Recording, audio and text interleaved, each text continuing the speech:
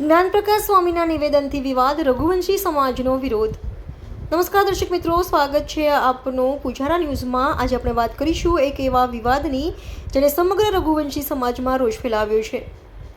સ્વામિનારાયણ સંપ્રદાયના સંત જ્ઞાનપ્રકાશ સ્વામીએ સંત શિરોમણી શ્રી જલારામ બાપા વિશે કરેલા નિવેદનથી વિવાદ સર્જાયો છે।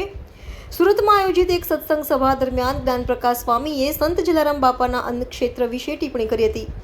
તેમણે દાવો કર્યો હતો કે જલારામ બાપાના ક્ષેત્રને ગુણાતીતાનંદ સ્વામીના આશીર્વાદ મળ્યા હતા। આ નિવેદનથી રઘુવંશી સમાજમાં ભારે નારાજગી ફેલાઈ છે। જ્ઞાનપ્રકાશ સ્વામીએ જે નિવેદન આપ્યું છે તે તદ્દન ખોટું છે। જલારામ બાપાના ક્ષેત્રને ભોજરામ બાપાના આશીર્વાદ મળ્યા હતા અને તેમની સેવા તથા નિષ્ઠા જોઈને જ ભોજરામ બાપાએ આશીર્વાદ આપ્યા હતા। જ્ઞાનપ્રકાશ સ્વામીએ અમારા સમાજનું અને સંત જલારામ બાપાનું અપમાન કર્યું છે એવું રઘુવંશી સમાજના પ્રતિનિધિઓનું કહેવું છે। રઘુવંશી સમાજે કલેક્ટરને આવેદનપત્ર આપીને જ્ઞાનપ્રકાશ સ્વામીને જાહેરમાં માફી માંગવાની માંગણી કરી છે। જો માફી નહીં માંગવામાં આવે તો ઉગ્ર આંદોલનની ચીમકી પણ આપવામાં આવી છે। આ ઘટનાએ ધાર્મિક વર્તુળોમાં પણ ચર્ચા જગાવી છે। હવે જોવાનું એ રહે છે કે આ વિવાદનો અંત કેવી રીતે આવે છે। સમાચારમાં અત્યારે આટલું જ। વધુ સમાચાર માટે જોતા રહો પૂજારા ન્યૂઝ।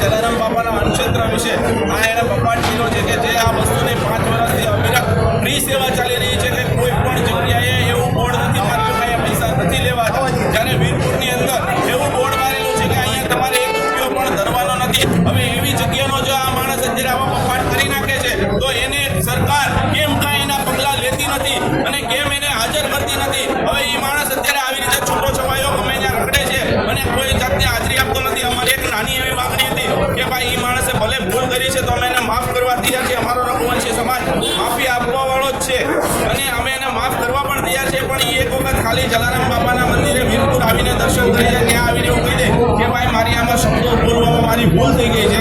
બાપાનો ઇતિહાસ છે 100% છે, એમાં અમે ના નથી પાડતા કે ગુણાતીત સ્વામી વીરપુર આવ્યા છે, પ્રસાદી લીધી છે, બધો જ ઇતિહાસ છે। પણ એવો કોઈ ઇતિહાસ નથી કે ગુણાતીત સ્વામીના આશીર્વાદથી ચાલે છે આ ક્ષેત્ર ફક્ત ને ફક્ત ભોજરામ બાપાના આશીર્વાદથી ચાલે છે જે જલારામ બાપાના ગુરુ હતા અને એના ગુરુએ એવું કીધું છે કે ભાઈ જલા તું વીરપુર જઈને અન્નક્ષેત્ર ચાલુ કર, ભગવાન તને આવીને દર્શન દેશે અને તારું આ જે અન્નક્ષેત્ર છે અવિરત ચાલુ રહેશે। હવે આ હકીકત છે અને આ લોકો ઇતિહાસને પલટીને એવું કહી દે છે કે ભાઈ ગુણાતીત સ્વામીના આશીર્વાદથી અત્યારે 200 વર્ષથી આ અન્નક્ષેત્ર ચાલે છે। એટલે આવી જે ખોટી ટિપ્પણી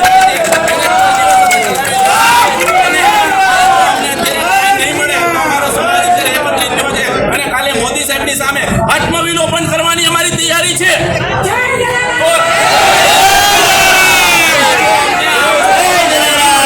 આના પગલા બહુ અઘરા થશે।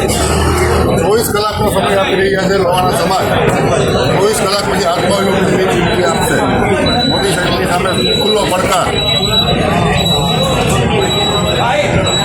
આજે જે સ્વામિનારાયણ સંપ્રદાયના જ્ઞાનપ્રકાશજીએ જે કરી છે હિન્દુ સમાજ માટે, સનાતન ધર્મ માટે આજે કોઈ પણ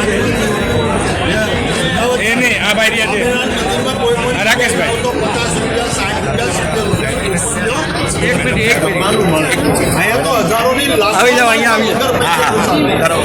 2000ની સાલમાં બોર્ડ મારેલું કે અહીંયા કોઈ પૈસો ધરવો નહીં। આવું વિશ્વમાં કોઈ પણ મંદિર નહીં। આજે તમે કોઈ પણ વિદેશમાં ડાયરા હોય છે, અમેરિકા હોય, લંડન હોય, કેનેડા હોય, તો ત્યાં આપણા રવિ ગઢવીઓ, વિષ્ણુદાસભાઈ ગઢવી છે, કીર્તિદાસભાઈ ગઢવી છે, રાજભાઈ ગઢવી, એવા જલારામ બાપાને એટલા વખાણ કરે। હવે તમે વિચાર તો કરો, જ્યાં લોકોને મારવા જવું પડે, ભગવાનને ખુદ જલારામને માગવા આવવું પડ્યું હતું અને એ ટાઈમે સત્તાધારની જગ્યામાં ટંકા વાગવા માંડ્યા। ભગીકા બાપર પૂછે કે આ શું છે કે જલારામને મારો રામ આવ્યો। જ્યાં ભગવાન આવ્યો હોય એની જો આવી ટીકા થતી હોય તો આવા સંતને લંગોટિયા આ માણસને એને સ્વામિનારાયણ સંપ્રદાયના પગલાં લેવા જોઈએ અને આવા માણસને ઘેરે બેહારી દેવાનું।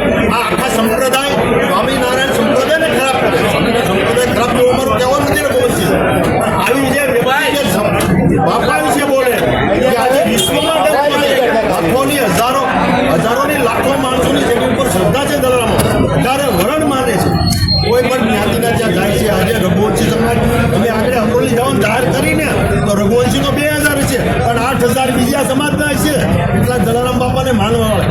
સ્વામી અમે વહેલામાં વહેલી તકે પગલાં લેવામાં અમે અને સ્વામી સંપ્રદાય વડતાલ ગાંધીને જોઈએ એવું કહેતા ગુરુનાનંદ સ્વામીના આશીર્વાદથી ચાલે છે. તો ભાઈ તમારા સ્વામિનારાયણ મંદિરમાં ત્યાં બાપુને કહેવું તો તમારા ગુરુદેવના આશીર્વાદ આપે, પૈસા હું તમને જલારામ બાપાની જગ્યામાં એક પણ રૂપિયો લીધો આખી દુનિયામાં વિશ્વમાં. તો અમારું એટલું જ માગણી છે જ્ઞાન સ્વામીને તાત્કાલિક માગણી માગે નહીં ત્યારે માફી નહીં માગે તો એના ઉપર આ કડકમાં કડક પગલાં લેવામાં આવશે.